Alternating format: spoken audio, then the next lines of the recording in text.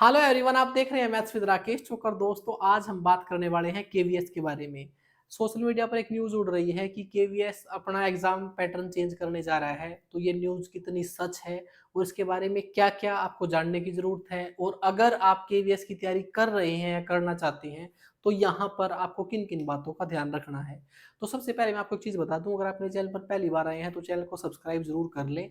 आपको इस चैनल पर किसी भी टीचिंग एग्जाम के लिए ऑथेंटिक न्यूज़ मिलेगी। साथ में आप मैथ की तैयारी मेरे चैनल से कर सकते हैं, यूट्यूब से भी तैयारी कर सकते हैं और आपके अपने ऐप मैथ्स विद राकेश चोकर से भी कर सकते हैं। तो चलिए आज की न्यूज़ के बारे में बात करते हैं। पहले आपका जो केवीएस के टीचिंग एग्जाम होते थे तो उनमें आपका एक ही एग्जाम होता था और उसके बाद आपका इंटरव्यू होता था। और अब ऐसा सुनने में आया है कि आपके एक टायर 1 होगा, एक टायर 2 होगा और एक इंटरव्यू होगा। यानी कि 3 लेवल होंगे आपके एक तरीके से। तो पहली बात तो क्या ये सच है?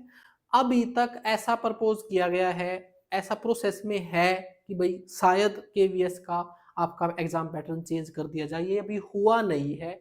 हाँ, हो सकता है, इसके चांसेज़ हैं।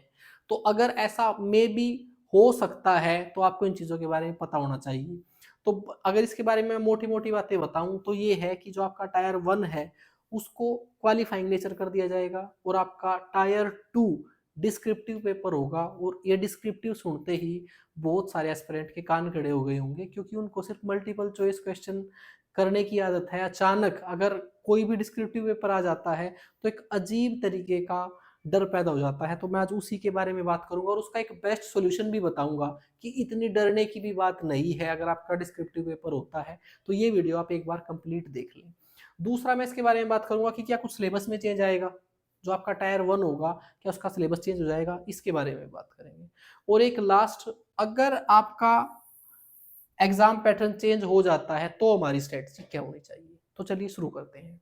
सबसे पहले अगर मैं टायर 1 की बात करता हूं आपको, तो टायर 1 जो आपका बिल्कुल ऐसे ही रहेगा कि जैसे आपका केवीएस का पहले एग्जाम लिया जाता था। बस इसमें एक छोटा सा चेंज आएगा कि इस एग्जाम को क्वालिफाइंग कर दिया जाएगा। और क्वालिफाइंग का भी मतलब ये नहीं है स्टेट की तरह क्वालिफाइंग नहीं कर दिया जाएगा कि आपको 90 मार्क्स लेने हैं, नहीं। जो आपका प्रपोजल चल रहा है उसमें ये पता चला है कि आपकी जितनी भी वैकेंसी जिस भी टीचिंग एग्जाम के लिए एडवर्टाइज होंगी, उसके 6 गुना स्टूडेंट लिए जाएंगे, ऊपर वाले 6 गुना। भाई अगर फर्ज करो 1000 वैकेंसी निकल के आई हैं, तो 6000 स्टूडेंटों को, ऊपर वाले 6000 स्टूडेंटों को टायर 1 के लिए क्वालिफाई मान लिया जाएगा। तो इसकी भी लिस्ट ठीक ठाक लगेगी, लेकिन इसके मेरिट में नंबर नहीं जुड़ेंगे। और ये मैं जो भी चीजें बता रहा हूं आपको, अभी तक ये आधिकारिक तौर पर नहीं है। हाँ, प्रपोजल चल रहा है और बिल्कुल ये न्यूज कहीं ना कहीं इस लेवल पे सच भी है। मैं क्यों वीडियो बना रहा हूं? ताकि आपको क्लियरिटी आए, आप बेवजह ना डरो। बस सिर्फ मेरा पर्पस ये है, मैं आपको डराने के लिए ऐसा कुछ नहीं कर रहा हूँ। मैं सिर्फ आपको ये बता रहा हूँ कि अगर ऐसा होता है तो आप 1 मिनट के लिए अपना माइंड मेकअप करके रखें। तो इसमें एक दूसरा चेंज आ सकता है कि शायद आपकी नेगेटिव मार्किंग हो जाए। ये भी कोई ज्यादा बुरी बात नहीं है। अगर आप किसी और बाकी एग्जाम को देखोगे टीचिंग एग्जाम को छोड़कर, तो हर जगह नेगेटिव मार्किंग होती है। इसकी 1/4 की नेगेटिव मार्किंग होने के चांसेस हैं। उसके बाद आपको पता ही है कि आपका सीबीएसई इस एग्जाम को लेता है। आपका मल्टीपल चॉइस क्वेश्चन होंगे और आपका पेपर ऑफलाइन लिया जाएगा। ये होगा आपका टायर 1। सिलेबस सेम रहेगा, इसकी तैयारी करने के लिए कुछ ज्यादा सोचने वाली बात नहीं है। जिस तरीके से आप केवीएस की तैयारी कर रहे हो फिलहाल, उसी तरीके से करते रहो। अब अगर बात करते हैं टायर 2 की, अगर टायर 2 की बात करें तो आपका ये सब्जेक्टिव पेपर होगा आपके कंसर्न्ड सब्जेक्ट का। अब कंसर्न सब्जेक्ट से मेरा क्या अर्थ है? अगर आप केवीएस टीजीटी मैथ देने वाले हो तो आपका दूसरा पेपर सिर्फ मैथ का होगा और ये मल्टीपल चॉइस नहीं होगा। आपको इसमें क्वेश्चन हल करने होंगे। अब क्या ये ज्यादा चिंता की बात है? ये ज्यादा चिंता की बात नहीं है। ये भी आपका सीबीएसई ही पेपर लेगा। आप किसी भी बोर्ड से आपने 10th 12th ग्रेजुएशन की है, तो वहां पर आपने डिस्क्रिप्टिव क्वेश्चन लिखे हैं, तो बहुत ज्यादा डरने की जरूरत नहीं है। जस्ट बस एक सोचने वाली बात है कि यहाँ पर अब वो आपका सिर्फ टिक करने वाला सीन नहीं होगा, आपको डिस्क्रिप्टिव क्वेश्चन लिखना पड़ेगा प्रॉपर स्टेप वाइज, जिस तरीके से हम छोटी क्लासेज में आज तक करते आए हैं। आपने 10th के एग्जाम दिए हैं, 12th के दिए हैं, ग्रेजुएशन के दिए होंगे, तो हर जगह मल्टीपल चॉइस तो नहीं होते, तो उसी तरीके से ये आपका पेपर डिस्क्रिप्टिव होगा। तो क्या यहाँ पर चिंता करने की कोई बात है? मैं ये कहता हूँ नहीं है।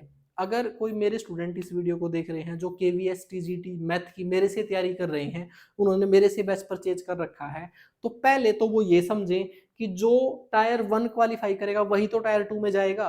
तो पहले तो आप चुपचाप आंख बंद करके अपना टायर 1 की तैयारी करो, टायर 2 के बारे में सोचो ही मत, क्योंकि पहला आपका फर्स्ट टारगेट टायर 1 होना चाहिए। जब आप टायर 1 क्वालिफाई कर लोगे तो टायर 1 में, अब अगर मैं टायर 1 की बात करता हूं, मैं अपने उसके सब्जेक्ट के उस पे तौर पे बता रहा हूं, आप अपने सब्जेक्ट से समझ लेना। अगर आप केवीएस टीजीटी मैथ की तैयारी कर रहे हैं तो सिलेबस आपका चेंज नहीं हुआ है। इट मींस मैं मैथ की बात करूं अगर, तो वही आपका एनसीईआरटी का 9th से लेकर 12th तक का आपका, अब 12th के भी कुछ ही टॉपिक रहते हैं, मेन आपका 6ठी से 10वीं तक का मैथ रहता है, उसमें कुछ टॉपिक आपके 11th 12th के भी होते हैं, वो आपके सिलेबस में है। वही टॉपिक आपको डिस्क्रिप्टिव रूप में तैयार करने हैं और वो कोई खास बात नहीं है। अगर आप टायर 1 की तैयारी कर लोगे मल्टीपल चॉइस क्वेश्चन की, तो जस्ट मैं आपको एक छोटा सा उदाहरण देके बताऊंगा वीडियो के लास्ट में कि इस तरीके से आपका डिस्क्रिप्टिव तैयार हो जाएगा और उसमें आपको और फायदा होगा। अगर आपने एक सही टीचर से कोर्स परचेज कर रखा है, मैं ये नहीं कहूंगा आप मेरे से ही करो, आप कहीं से भी अगर आपने कोर्स परचेज कर रखा है और उसने आपको ढंग से टायर 1 की तैयारी करा दी, तो उसने कंसेप्ट आपको सिखा दिए हैं प्रॉपर वे में। और मैं हमेशा ही वो ट्रिक पे नहीं खेलता। अगर आप मेरा ऐप डाउनलोड करते हैं या मेरे यूट्यूब पे वीडियोस मेरी देखेंगे तो आपको पता चलेगा मैं कंसेप्ट पे विश्वास करता हूँ और उसके बाद आपको ट्रिक बताता हूँ। तो सेम चीज यहाँ पर रहेगी, वो जो कंसेप्ट का मैं जिक्र कर रहा हूँ उसी से आपके क्वेश्चन हल होंगे, और वो डिस्क्रिप्टिव की बात कर रहा हूँ मैं। अब यहाँ पर जो आप डिस्क्रिप्टिव देने वाले हो उसका वेटेज आपकी फाइनल मेरिट में 75% रहेगा, ठीक है। और यहाँ पर आपकी एडवर्टाइज वैकेंसी के सिर्फ 2 गुना स्टूडेंट लिए जाएंगे। वहां पर 6 गुना थे, 6000 ने पेपर दिया, उनमें से सिर्फ 2000 रख लिए जाएंगे इंटरव्यू के लिए। तो कहने का मतलब आपका जो पेपर होगा वो डिस्क्रिप्टिव होगा। उस डिस्क्रिप्टिव पेपर को लेने के बाद 2 गुना स्टूडेंट आगे जाएंगे, आपकी एडवर्टाइज जितनी भी आपकी एडवर्टाइज पोस्ट होंगी, उसके बाद फिर आपका इंटरव्यू होगा और वो उसका वेटेज आपका 25% होगा, और इन दोनों को मिलाकर आपकी फाइनल मेरिट लिस्ट बनेगी। जो भी मैंने अब तक बताया है, अगर आपका केवीएस में ऐसा होता है तो वो आपको एडवर्टाइजमेंट के टाइम पर मिलेगा और आपका एडवर्टाइजमेंट मार्च के एंड तक आपको मिलेगा। जो मैंने आपको एक छोटी सी चीज बताई थी कि अगर आपको ऐसा चेंज देखने के लिए मिलता है तो उस टाइम पर आपकी स्ट्रेटजी क्या होनी चाहिए। तो देखो, पहली तो फर्स्ट मेरी तरफ से स्ट्रेटजी है कि सबसे पहले आप अपना टायर 1 प्रिपेयर कीजिए, टायर 2 और अपने इंटरव्यू के बारे में मत सोचिए। ऐसा मैं क्यों बोल रहा हूं? मैं ऐसा इसलिए बोल रहा हूं कि अगर आप, मैं पीआरटी के लिए थोड़ा सा भी 1 मिनट के लिए रुकूंगा, अगर आप टीजीटी की तैयारी कर रहे हो जहां पर आपका कंसर्न सब्जेक्ट खुद ही टायर 1 में ही 100 नंबर का आने वाला है, तो अल्टीमेटली आप टायर 2 की भी तैयारी कर रहे हो उसके अंदर। बस टायर 2 में थोड़ा मेथड चेंज हो जाएगा और उसके लिए आपको 2 से 3 महीने मिलेंगे। मेरा कहने का मतलब, एडवर्टाइजमेंट आया, आपका पेपर 1 हुआ, आपका टायर 2 होने के लिए जो बीच में टाइम मिलेगा वो प्रॉपर टाइम होगा उस डिस्क्रिप्टिव को समझने के लिए। तो फिलहाल आप इस न्यूज से बिल्कुल ना घबराएं, चाहे आपका एग्जाम पैटर्न चेंज हो या ना हो, आपका कंप्लीट फोकस आपके टायर 1 मींस जिस पेपर की आप फिलहाल तैयारी कर रहे हो, केवीएस टीजीटी मैथ या फिर आप केवीएस पीआरटी, जो भी आप जिसकी भी तैयारी कर रहे हो, एज इट इज अपनी तैयारी करती रहें। जब आपका एडवर्टाइजमेंट निकलती है उसके अनुसार जो चीजें होंगी वो अगर क्लियर होती हैं और आपका पेपर 2 भी लिया जाता है तो भी आपका तब तक फोकस इस पर ही होना चाहिए। उसके बाद टायर 1 के सिलेबस में कोई चेंज नहीं आएगा, टायर 1 का सिलेबस आपका ऐसा ही रहेगा जैसा अभी तक चल रहा है, अभी तक यही न्यूज है। जो आपका टायर 2 का है उसका क्या ही सिलेबस है, वो तो आपका कंसर्न सब्जेक्ट का ही है। जब कंसर्न सब्जेक्ट है तो वो आप जो टायर 1 में पढ़ रहे हो वही उसका टायर 2 रहेगा और कुछ नहीं है।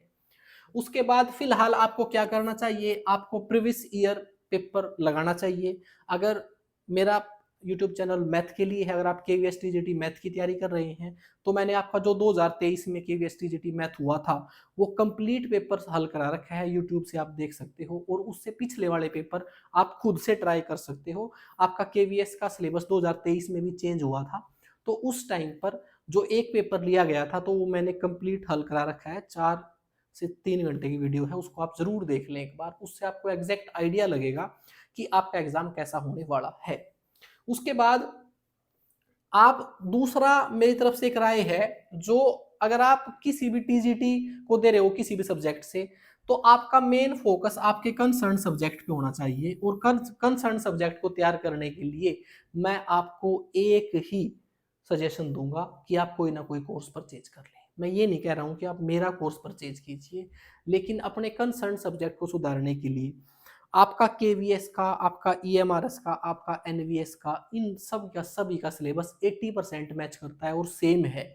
2025 में केवीएस ईएमआरएस की वैकेंसी निकलने वाली है, शायद आपको एनवीएस की भी वैकेंसी देखने के लिए मिले। तो अगर आपका कंसर्न सब्जेक्ट ही स्ट्रॉन्ग नहीं है तो आप इन तीनों एग्जाम को कभी भी क्वालिफाई नहीं कर सकते। तो आप अपना कोर्स जरूर परचेज कर लें। जिस भी टीचर से आप यूट्यूब से पढ़ रहे हैं, कोई भी टीचर है वो, जिसका आपको ठीक ठाक समझ आ रहा है, आप वहां से अपना कोर्स परचेज कर लें। अगर कोई मेरे से कोर्स परचेज करना चाहता है तो मैंने केवीएस टीजीटी मैथ का एक संपूर्ण बैच बना रखा है, जिसमें आपको फीस इसमें 100 कम डिस्काउंट के साथ 1100 रुपये फीस देनी है। और आप इस बैच में एनरोल हो सकते हैं। जो आपका टायर 1 का सिलेबस है वो कंप्लीट इसमें पढ़ाया जा रहा है और आप इसके थ्रू अपने टायर 1 की तैयारी कर सकते हैं। टायर 2 के बारे में कुछ चीजें बताई जाएंगी इस वीडियो के लास्ट में, वो मैंने आपको पहले बताई थी। तो ये कोर्स आप परचेज कर सकते हैं बेफिक्र होकर, आप मेरे पर भरोसा करके अपनी तैयारी कर सकते हैं। इवन भाई ऐसा नहीं है कि आप जाकर कोर्स परचेज कर लें, आप मेरा ऐप डाउनलोड करें मैथ्स विद राकेश छोकर। इसके बाद आप जैसे ही इस बैच पर जाओगे तो आपको पहला topic real number as a demo video मिलेगा, आपको वहां पर सिलेबस पढ़ा मिलेगा और साथ में आपको प्रीवियस ईयर पेपर भी वहां मिलेगा।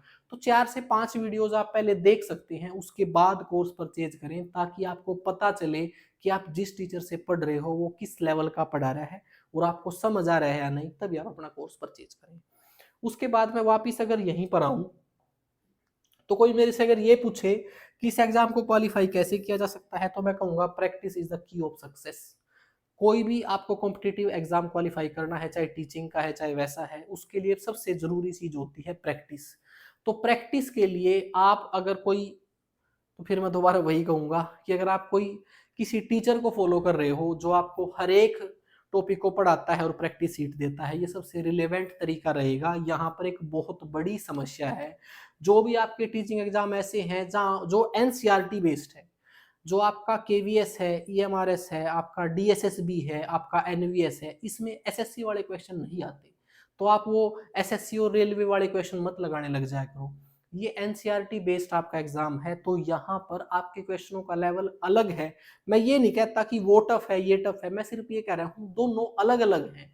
तो आपको क्वेश्चन भी एक रिलेवेंट क्वेश्चन ही लगाने पड़ेंगे, और वो क्वेश्चन या तो आप खुद से ढूंढो, आप जो मैंने बताई है सभी टीचिंग एग्जाम के प्रीवियस ईयर लगाओ, या फिर आपको कोई टीचर ही आपको टॉपिक करा के सीट दे रहा हो, यही सबसे बेस्ट तरीका है प्रैक्टिस करने का। तो केवीएस के बारे में जो मुझे अब तक न्यूज़ पता थी वो मैंने आपको बताई है, और जो है वो सत्य है, वही मैंने आपको बताया है। अगर आपको वीडियो ठीक लगी है तो वीडियो को आप लाइक कर सकते हैं, अपने दोस्तों के साथ शेयर कर सकते हैं जो केवीएस की तैयारी कर रहे हैं और उनको इस न्यूज़ की ज़रूरत है। Thank you.